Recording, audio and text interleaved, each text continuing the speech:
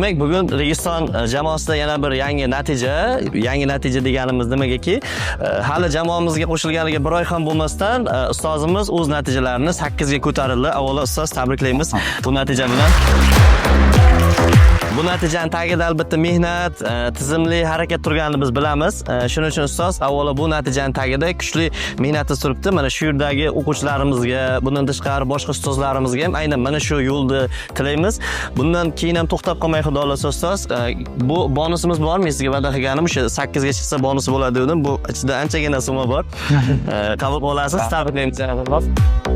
Tempda to'xtamay ketasiz, chunki hozir 8 chiqqan bo'lsa, Tracker 2 Premier ham kutib turibdi sizni. Unga ham harakatni boshlasangiz, sentyabrga xudo xolasa kaltini topshiraman. Nasib. Ustoz, charchamang, sog'-salomat bo'ling. Omon bo'ling.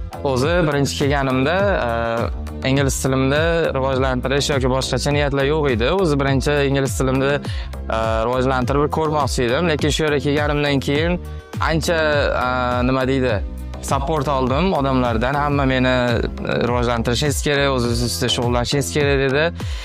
Mana shu qo'llab-quvvatlash bilan hozir shu darajaga yetishdim. Yana 8,5-9 natijalarga inshaalloh mana shu 1-2 oy, 3 oyda harakat qilib erishamiz. To'xtamay ketaveramiz. To'xtamay, nasib. Tabriklaymiz. Yaqinda o'zimning natijamni olib chiqdim. Overall natijam 8 IELTSdan. Retake qilgandim bitta sectiondan va o'sha narsani yuqori qildim va kelajakda mana shu kelayotgan oylarda yana ham kuchliroq harakat qilib natijamizni 8,5 yoki 9 natijaga erishamiz va o'quvchilarga yordam berishda to'xtamaymiz.